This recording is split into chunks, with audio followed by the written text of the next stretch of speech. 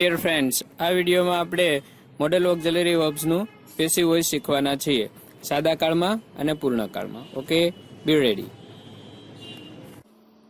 Welcome to Angel English Academy. Like our videos and subscribe our channel.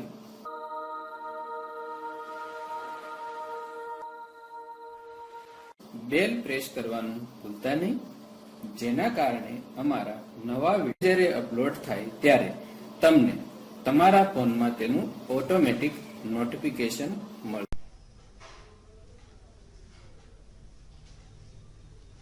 Okay, hello dear friends, once again welcome to Angel for English. અંગ્રેજી શીખવા એન્જલમાં આપનું હાર્દિક સ્વાગત છે. અત્યારે આ વિડિયોના માધ્યમથી લર્ન ઇંગ્લિશ ગુજરાતી માધ્યમથી એટલે કે ગુજરાતી માધ્યમથી આપણે અંગ્રેજી શીખવાનો પ્રયત્ન કરી રહ્યા છીએ and I am trying my level best to explain each and every topic in Gujarati and how to learn English. Okay, તો આ સિરીઝમાં અત્યારે સ્ટડી કરીએ છીએ active passive. In short, active passive માં how to turn a sentence from active to passive, મતલબ active માંથી passive માં વાક્યને કેવી રીતે ચેન્જ કરી શકાય તે. એમાં વિવિધ પ્રકારના વિડિયોઝ ઓલરેડી અપલોડ થઈ ગયા છે, સાદા કાળ, ચાલુ કાળ, પૂર્ણ કાળ, રાઈટ. આજે આ એક્ટિવ અને પેસિવ માં લઈએ છીએ model auxiliary verbs can, could, may, might, should, would, ought to, must, shall, will વગેરે જે કંઈ મોડલ ઓક્ઝિલરી વર્બ છે એને એક્ટિવ માંથી પેસિવ માં કેવી રીતે ફેરવી શકાય તે. એક્ટિવ અને પેસિવ માં આજે માત્ર અને માત્ર આપણે મોડલમાં આ વિડિયોમાં હકારના વાક્યોને સ્ટડી કરીશું. આમાં જોઈએ છીએ હકાર. તો કોઈ પણ મોડલ ઓક્ઝિલરી વર્બ્સ હકાર સાદા કાળના હોય તો કેવી રીતે હોઈ શકે. એક્ટિવ વોઇસમાં હોય એ કર્તા પ્લસ કોઈ પણ એક નિયમ પ્રમાણેનું મોડલ V1 અને કર્મ.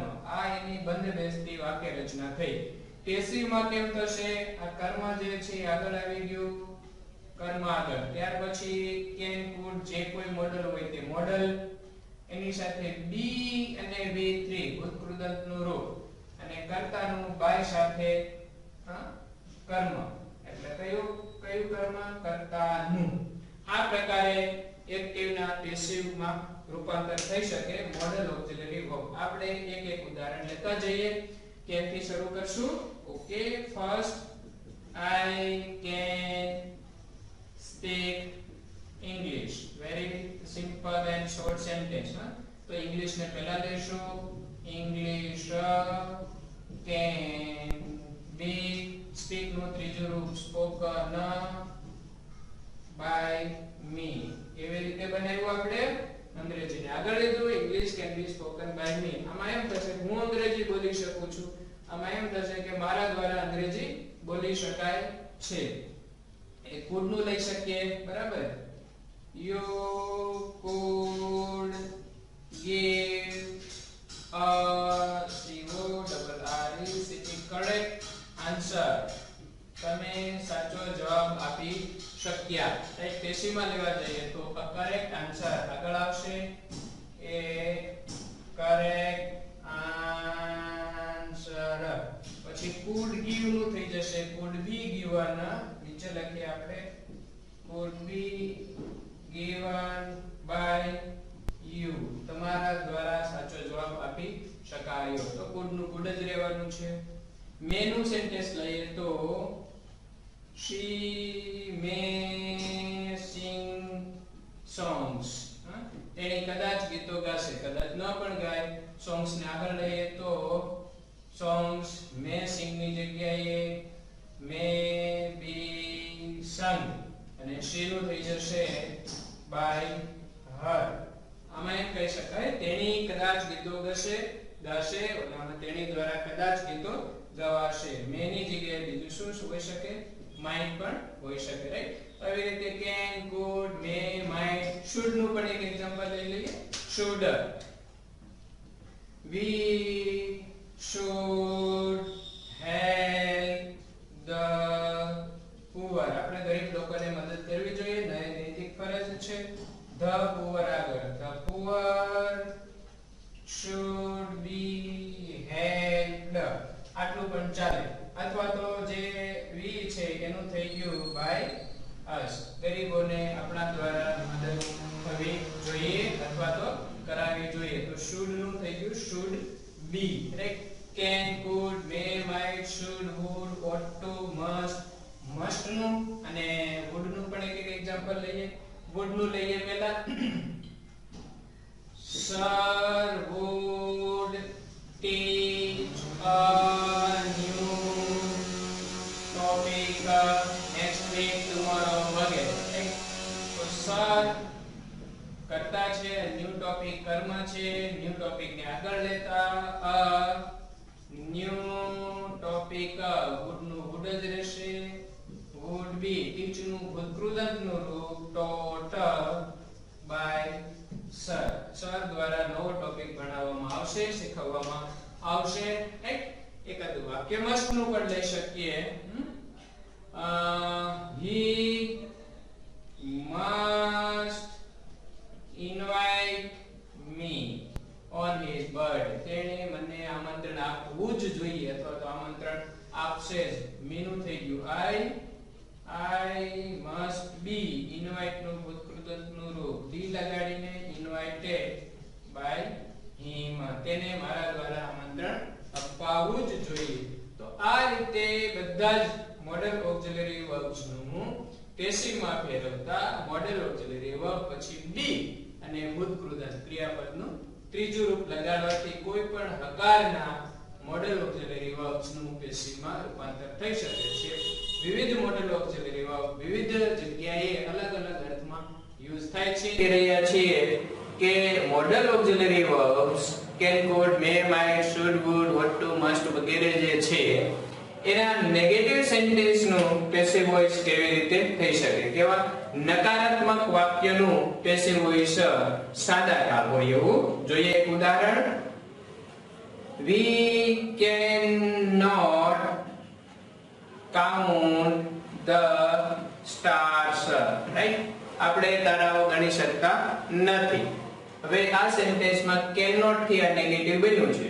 તો આનું પેસિવ બનાવવા માટે પહેલા આ કર્મને આગળ લેશું.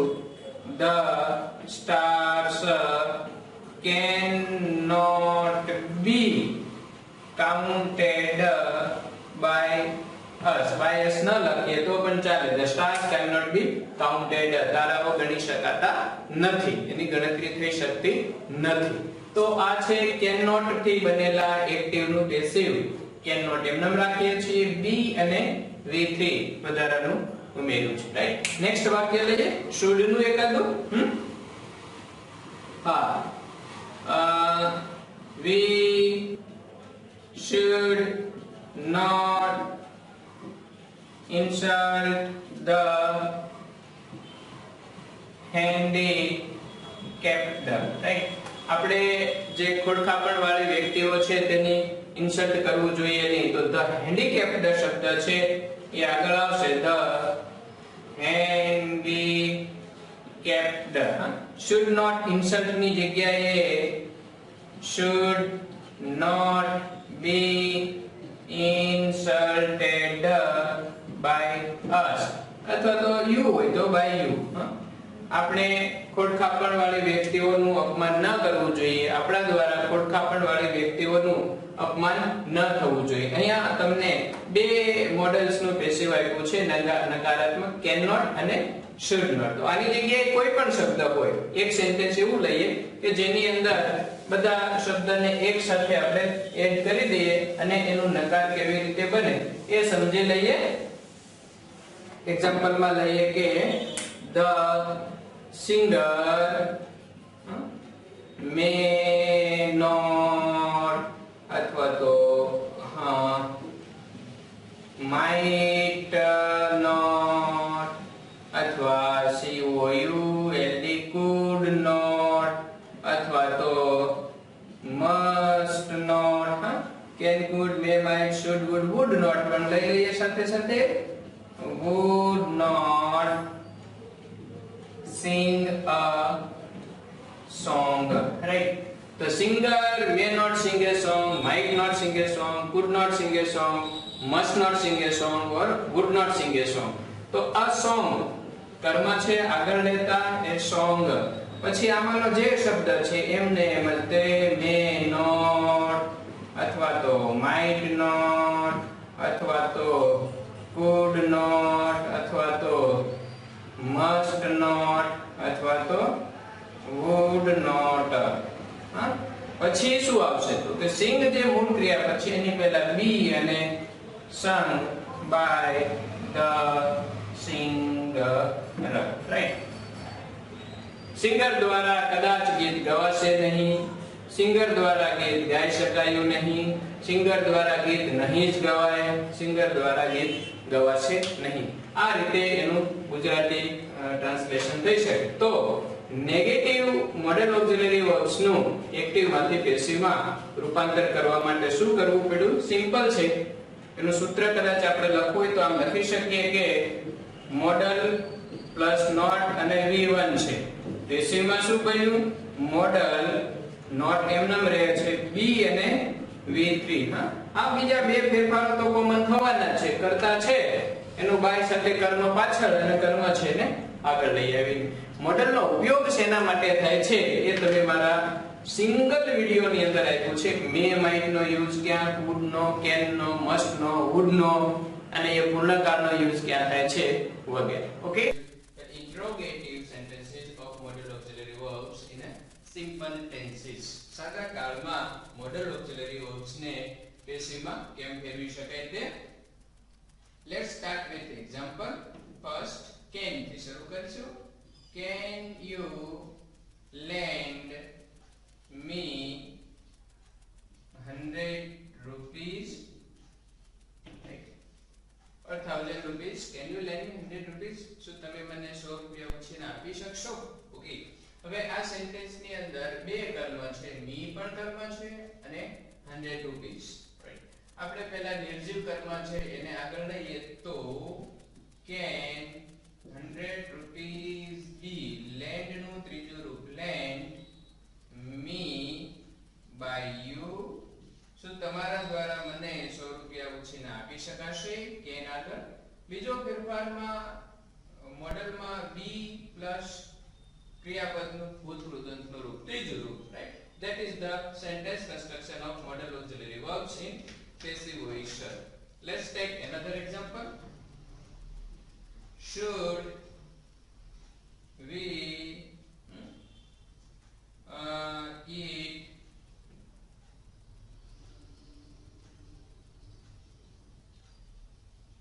fresh items only? Right, should we eat fresh items only, fresh foods only? Right, શું આપણે તાજો ખોરાક કે તાજી વસ્તુઓ જ ખાવી જોઈએ? આમાં fresh items, right, this word સાથે મળીને આખું કર્મ છે. should એમ નામ રહેશે, should FRESH, fresh items be eaten only by us?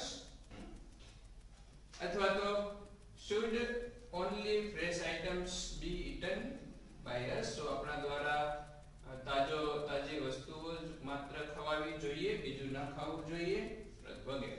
Fresh items આગળ લીધું કર્મ, બી લગાડ્યું, ઉત્કૃદન, ઈટનું, ઈટન. તો આવી રીતે દરેક મોડલનું કેવી રીતે પ્રશ્નાર્થ થાય છે? કોઈ પણ મોડલ આપણે લઈએ, કેન હોય, કુડ છે, મે છે, માઇટ છે, can could may might, should છે, would, must, rarest of rare વપરાતું હોય તેવું પણ ક્યારેક યુઝ કરી શકાય. પછી shall હોય કે will હોય વગેરે. આ બધા જ ક્રિયાપદો, સહાયક ક્રિયાપદો આગળ છે. ત્યાર પછી કર્તા છે, V1 છે અને અહીંયા બાજુમાં કર્મ છે, પછી વધારાના શબ્દો. તો આ એમનામ જ રહે છે, can, could, may, might, should, would, ought to, must વગેરે. હવે કર્તાના સ્થાને પાછળ આવેલું કર્મ બી V1 છે એની જગ્યાએ V3 પ્લસ આ જે કર્તા છે એનું બાય સાથે કર્મ. આ રીતે કોઈ પણ એક્ટિવ વાક્યનું પ્રશ્નાર્થમાં પેસિવમાં ટર્ન કરી શકાય છે. Right, can stars be counted, શું તારાઓને ગણી શકાય છે? ત્યાં કોઈ બાય વત્તા કર્મ નથી, છતાંય આ વાક્ય પેસિવ નું તો છે જ, right? Should this children be punished, શું આ બાળકોને સજા થવી જોઈએ? Should children be given much importance, શું વિદ્યાર્થીઓને કે બાળકોને વધારે મહત્વ આપવું જોઈએ? should poor be helped, can English be taught within a short time, શું ટૂંકા સમયમાં અંગ્રેજીને શીખી શકાય? could all the sums be solved, શું બધા દાખલાઓને ઉકેલી શકાયા?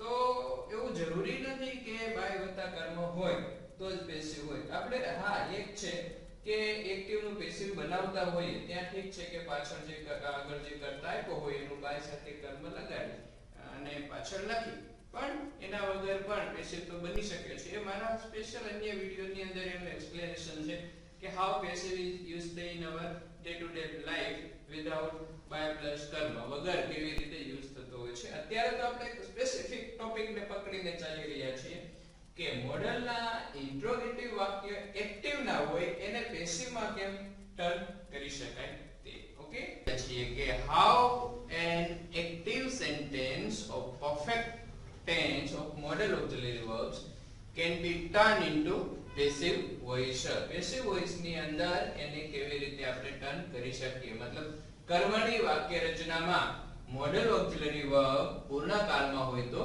એને કેમ બદલી શકીએ તે જોઈએ. એક એક્ઝામ્પલ આવું લઈએ છે કે we would have bought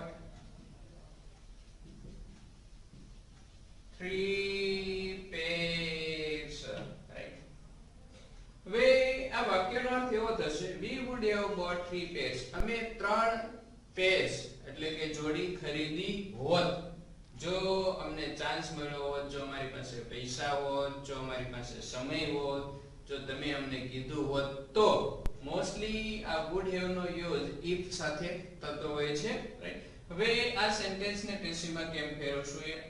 3 pairs, right? કર્મના સ્થાને છે, આગળ લેશું 3 pairs.